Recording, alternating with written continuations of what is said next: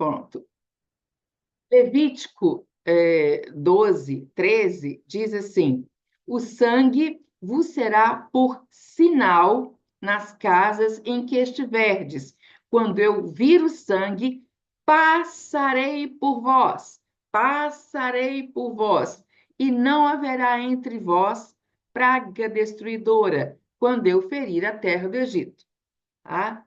E a gente vai ver lá no texto no hebraico, a gente vê claramente essa questão, né, do passar sobre.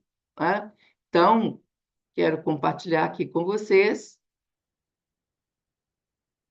para que vocês vejam como é isso no texto. Olha só, tá? Aqui a gente tem dam, né, o sangue, aqui em vermelho, dam, né? D-A-M, dam, o sangue, né? Ot, ot, ot, sinal, ot, sinal. E aqui a gente tem, né, o verbo, ou seja, passarei. Por que que não tem as três letrinhas só? Não tem só, a raiz? Porque o verbo está, né, num tronco, ou seja, como se fosse uma conjugação na gramática portuguesa, é um tronco que se chama no hebraico. Então, passarei, né, é uma conjugação do verbo. Eu passarei, tá? Então, aqui está ele. Depois, né, a gente tem ele dizendo, gente, quando eu vir o sangue, passarei sobre vós. Isso é muito interessante, porque, olha só, em 1 Reis 18, 21, diz assim: então Elias se chegou a todo o povo e disse: até quando cocheareis entre dois pensamentos? Se o Senhor é Deus, se o Senhor é Deus, segui-o. Ops, desculpa. Se o Senhor é Deus, seguiu. Se é Baal, né, seguiu. Porém, o povo nada lhe respondeu. Ou seja, escolhe um, escolhe outro. Não fica nessa coisa, né? Na dúvida. E o verbo, né, lá no original, traduzido por cocheareis, ou seja, estar entre uma direção ou outra, é como se saltando de um lado para o outro, salta de lá, salta de cá, tá? É o verbo, né, de pensar. É pensar. Né? Ele está num outro tronco, né? Cocheareis, ou seja, saltareis. Né? Até quando saltareis entre dois pensamentos? Ou seja, ou é um ou é outro. Né? Ninguém tem dois senhores. Escolhe um. Né? É isso que Elias está dizendo ali. Tá? E ali também tem o sentido de vacilar entre dois lados, ou seja, é verdadeiramente o sentido de dúvida. É, e isso quer dizer que esse verbo também ele pode trazer um sentido de salto, né? De estar para um lado e estar para o outro. Tá? Em Pessar, Deus passa sobre casas marcadas. As casas não estavam marcadas? Estavam marcadas. Então marcadas com o quê? Com sangue, com dam. Tá? Essa é a grande questão. Né? Com dam, com sangue. E dam, né? Sangue, tem um papel muito importante no texto bíblico. Tá? Gente, presta atenção. É, em Gênesis, depois que o homem peca e que descobre que estava nu, né, ele faz uma roupa com folhas de parreira para tampar as partes íntimas. Né? E Deus, quem te disse que, né? Como é que você sabe que você está nu? Você comeu do fruto que não deveria comer? Deus sacrifica um animal puro, derrama o sangue e faz vestes para o homem. Por quê, gente? Porque o Senhor, ele não consegue olhar para o pecado. Há uma separação. Não há nele pecado algum e ele não consegue. Então, aquela expiação do sangue era como se estivesse cobrindo o homem com o sangue daquele animal puro, sabe? Cobrindo. Então, era uma forma de expiação. Expiação. Quando, quando o Senhor, nosso Deus, quando ele dá os sacrifícios, os altares e tudo mais, o sangue é uma forma de cobrir a vida das pessoas, né? Os sacrifícios feitos pelos patriarcas e tudo mais, muito antes da entrega, né, da Torá no Sinai, eram verdadeiramente para cobrir a expiação, já era expiação. E Levíticos, né, 17:11, diz aí, porque a vida da carne está no sangue. A vida está no sangue. Ou seja, ele diz o texto que eu vou-lhe tenho dado sobre o altar para fazer expiação pela vossa alma, porquanto, né, o sangue fará expiação em virtude da vida. Tá? Uma outra coisa, sim, que é muito importante é que quando o homem foi criado, né, de que o homem foi criado? Da terra, mas não é terra Eretz, é terra Adamá, né? Terra solta, né? Eretz, Eretz em hebraico, tem a intenção de ser um território, Eretz Israel, terra de Israel. Ah, então, como se fosse um espaço grande de terra. No caso de Adamá, não. Adamá é aquela terra do jardim, aquela terra que você pega ali, aquela terra, aquele balde de terra. Ou seja, Deus pegou, né? Façamos a mão, ele moldou, o verbo é bem esse, moldou o homem, né? De barro e soprou nele o fôlego de vida e ele se tornou alma vivente. Gente, né? o, a terra, né? Como se fosse a carne e a água, sangue. Então, o que que deu a vida para o homem? Né? O fôlego de vida, claro, o sopro de Deus, o Espírito. Mas, né? O que dá a vida ali é o sangue. Sem o sangue, não existe vida. Sem o sangue, o homem morre. Quando a gente perde sangue, o que que acontece? A gente morre. Por que quando a gente para de respirar, a gente morre? Porque parou de respirar? Não. Porque o coração não tem mais força para bombear o sangue, que é um mecanismo. É um mecanismo. Se eu paro de respirar, o meu coração não bombeia mais o sangue. E aí eu morro. Se eu perder o sangue, eu morro. Se meu sangue está com uma doença, eu morro. O sangue é vida. É? Então, essa relação com sangue, no contexto de Pessah, o sangue, ele não é só, não é sacrifício. Todo mundo pensa em sangue no Antigo Testamento, vai ler o texto, né, da Torá e fica assim, mas quanto sangue? Tem gente, tem uns defensores dos animais que vivem atrás de mim que dizem assim, nossa, mas por que que Deus deixou matar tanto animal? Até isso, né? Mas não, o sangue é proteção. No contexto ali, né? É proteção. Gente, pensa no sangue de Yeshua vertido por nós. Vê se não é vida, se não é proteção, se não é cura, tudo junto. É isso que a gente precisa se aprofundar e entender claramente. Tá? Depois desse texto, a gente tem Êxodo, né? Do 12:7. Tomarão do sangue e o porão em ambas as ombreiras, na verga da porta, nas casas em que o comerem. A porta, né? Como a porta da casa da gente, né? Ambas as ombreiras, né? Então a gente tem a verga e as ombreiras, ok? É o marco da porta. A gente tem a porta da casa da gente, né?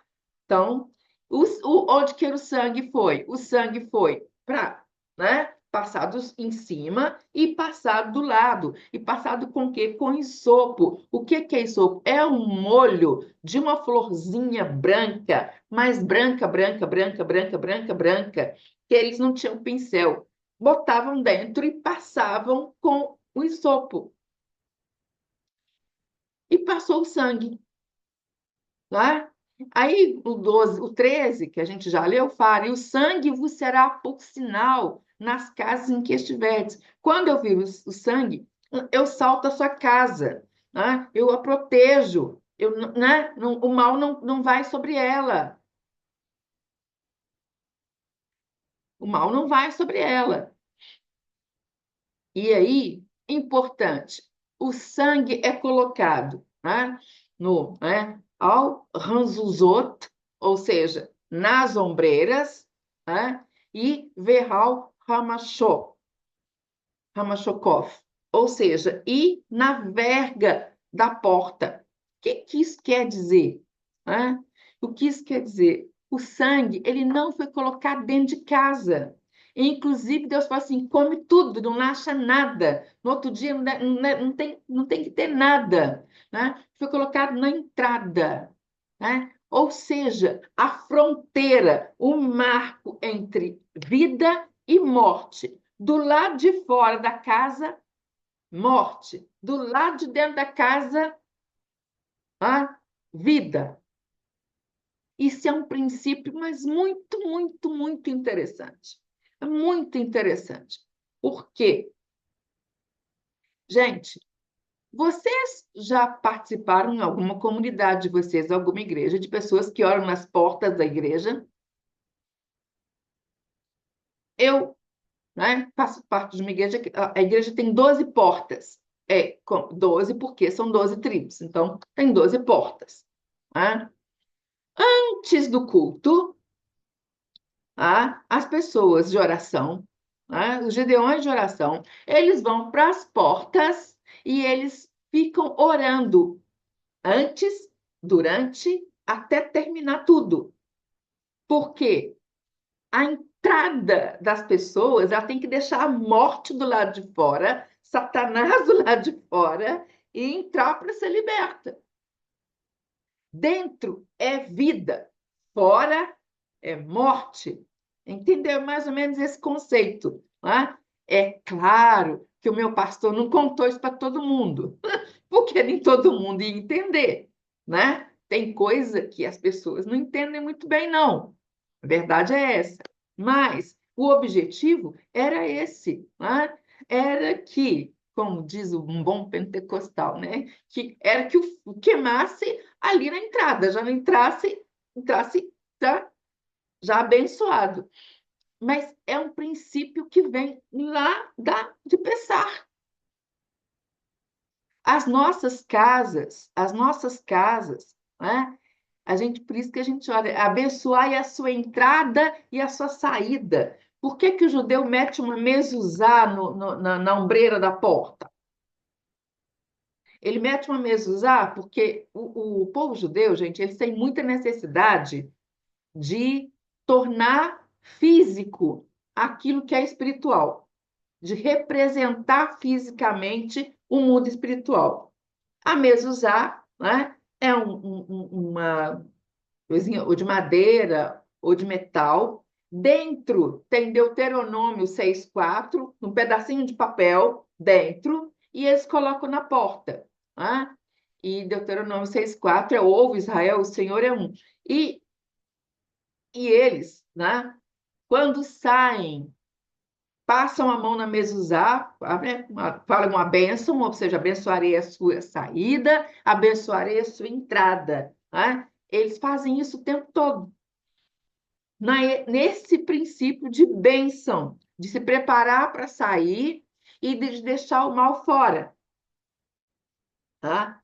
E isso é, sim, é um marco, né, visível de proteção. É um marco visível de proteção. O sangue, no caso, tá? Muito bem. Caminhando um pouco mais, a gente tem, né, o sinal. Ot, né? Significa sinal, marca, evidência. Tá? E ali, em Pessar, o sangue será por sinal sobre as casas. O sangue será por sinal.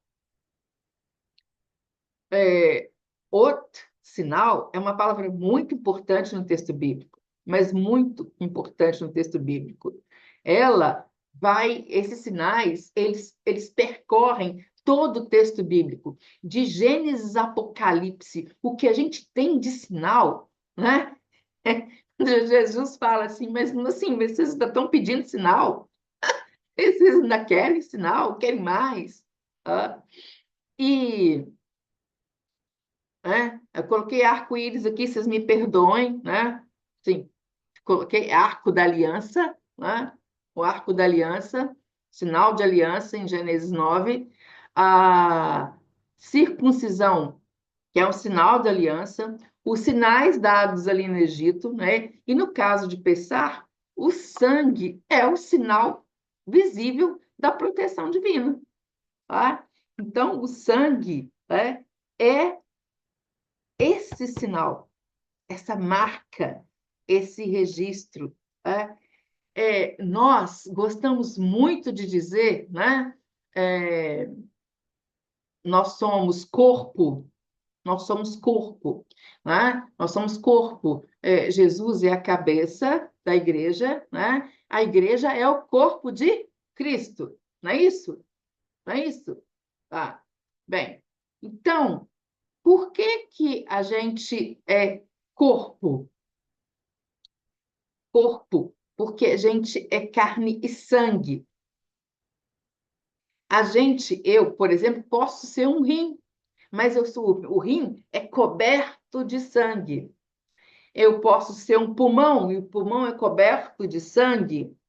Ou seja, né, é como se eu fosse um pedacinho, né, um pedaço do corpo e eu tivesse uma cobertura de sangue. Agora pensa bem, quando o Senhor nosso Deus, quando ele olha para cada um de nós, ele me vê?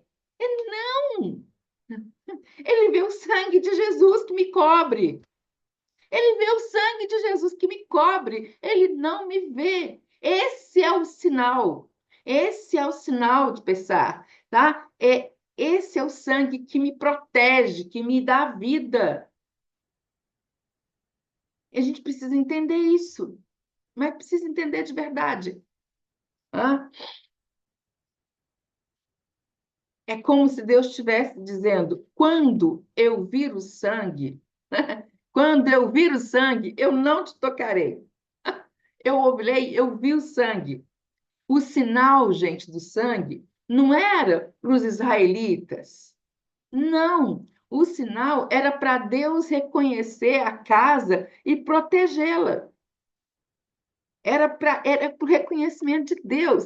Então, o sangue de Jesus, né, não é por conta de nada, é por conta de Deus, para ele reconhecer cada um de nós. Né? Sim, vocês precisam ver eu estudando isso sozinha.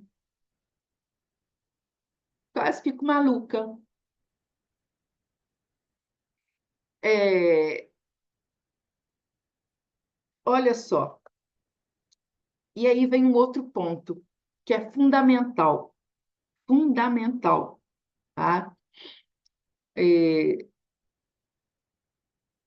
a palavra e a obediência. Muito bem. Toda libertação depende de ouvir e obedecer a palavra de Deus, a palavra que Deus lançou para aquele momento. Né? O que que acontece? Tem gente que está falando que não está funcionando no YouTube e nem no Zoom, não está conseguindo entrar. Né? Então, gente, é o seguinte, só um momento. Vou ver se tem gente na sala de espera aqui.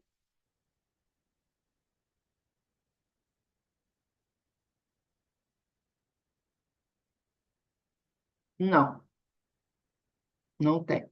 Volto para o PowerPoint.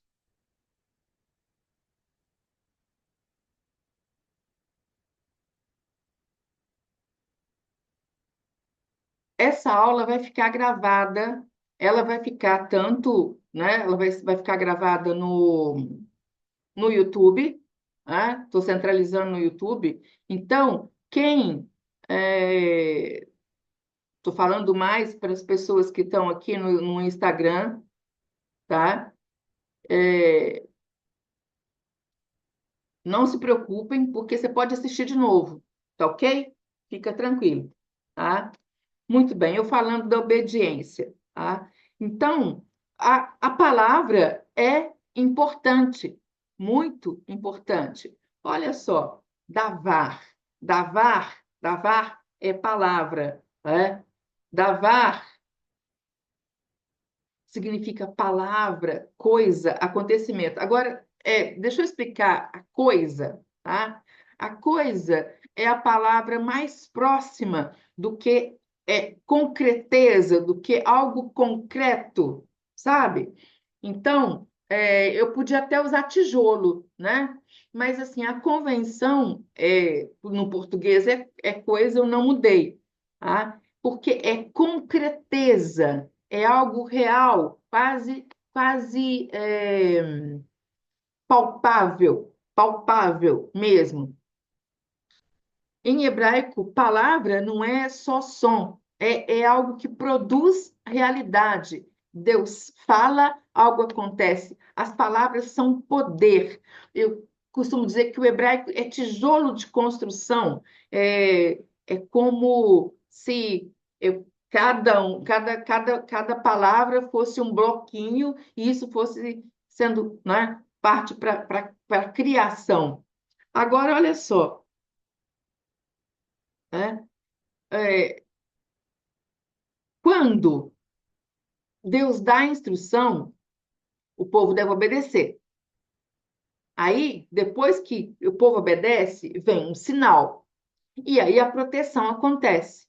Deus faz numa sequência lógica, porque Deus é um Deus de ordem, né? Quando na criação Deus organiza o caos, Deus organiza, ele faz tudo isso, fez tudo isso para trazer o homem para habitar ali, e da mesma forma, na vida de cada um de nós, Deus trabalha na organização da nossa vida, mesmo que a gente não perceba isso, tá? Isso é uma realidade, né? E, por último, eu quero compartilhar com vocês uma conexão, né? Eu chamo de conexão teológica, que é, né, os três elementos que se unem em Pessah, que é o sangue, que é a proteção, o sinal, a marca da aliança, e a palavra, que é a instrução divina. Dam, ot e davar. Dam, ot e davar. Tá? Outra questão que é muito interessante, né, é que o homem, Adão, foi feito de Adamá e ele tem vida porque nele corre dam, sangue. Né? Dam, dam é presente em Adão, homem, dam é presente em Adão, homem, e é presente em Adamá, terra. Ah, essas três palavras também formam uma conexão, né, de entendimento espiritual. tá? Que é importante saber, que é muito importante saber, tá? A, a libertação, né? Ela acontece quando a gente, a palavra é obedecida, né? E o sinal é colocado. Muito bem, né? Na nossa vida, como que funciona isso? Né? Ah, eu aprendi muito tempo atrás que eu não começo nada novo, né? Eu me uno a Deus numa obra que Ele já está fazendo e, e Ele me chama para fazer isso. E muitas vezes eu tenho uma crise porque eu fico pensando se eu dou conta. E quando eu obedeço o chamado dele, ah, eu tenho experiências com ele, e essas experiências com ele, ah, elas trazem perseverança para mim na minha fé, e essa perseverança me dá esperança. A minha fé é renovada. Tá? E isso é cíclico, porque vem um desafio, a gente passa por ele, vem outro desafio, vem desafios, são ciclos que a gente vai vencendo na vida, tá? E isso é importante. O povo de Israel, né, passou por esse primeiro ciclo que foi, né? Não era eles não era uma fuga do Egito, né? Foi um momento em que o Senhor nosso Deus marcou um povo para a vida através de um sinal de redenção. Ele marcou um povo para a vida porque ele tinha um propósito de tornar esse povo uma nação santa, a seleita, escolhidos de Deus. Então, ele marcou esse povo. Agora presta atenção, tá? Na nossa vida não é diferente, não. Né? A gente não deixou o mundo e veio para Jesus. Não. Deus marcou a nossa vida para, né? Marcou a nossa vida para que a gente tivesse a nossa pessoa, para que a gente tivesse vida através desse sinal que é, né, Jesus vivendo na nossa vida. Qual que é o sinal da nossa vida? É o nosso dia a dia, é o nosso comportamento, é o nosso estilo de vida. Esse é o nosso sinal hoje. Tá? Essa é a grande questão de pensar. Tá? Muito bem. Eu espero que vocês pensem bastante e orem a respeito disso e leiam Êxodo 12 com os olhos bem abertos. Bem abertos. Tá? Essa é a minha oração com relação a vocês. Né? E hoje a gente termina por aqui, porque amanhã, né, a gente vai ver que, né, a saída, o êxodo, não foi só uma saída geográfica, foi a criação de uma identidade. Então, quando eu vim para Jesus, não foi só uma mudança, agora eu sou crente. Não. Eu também tenho uma nova identidade. Tá? Uma nova identidade. E é isso que a gente vai ver amanhã, ok? Então, né? Bem, meus queridos e queridas, por hoje, né, é só. As minhas aulas não são longas, eu não fico aqui um ano falando, né, mas a mensagem que eu tinha hoje para vocês sobre essa questão, né, de estudo. Isso aqui, gente, eu fiz só com estudo de palavra. Vocês notaram que eu não fui para gramática? Não, ai, não, eu fui só por estudo de palavra, ok? Pensa. Então, né, é algo que a gente precisa verdadeiramente aprender. né? O estudo de palavras, tá bom? Gente, então, ó, shalom. Deus abençoe cada um de vocês, né? Que vocês possam descansar em paz no Senhor, porque nós somos marcados, selados, né? Então, isso nós já temos. Aí, resta agora, né, trabalhar para chegar na Terra Prometida. A gente vai ver a identidade amanhã, o nosso estilo de vida, tá bom? Deus abençoe, tá? A gente vai terminando por aqui. Shalom, tchau, shalom, Shalom, shalom. shalom, shalom, querido, Shalom, boa shalom, noite, tchau. tchau, shalom.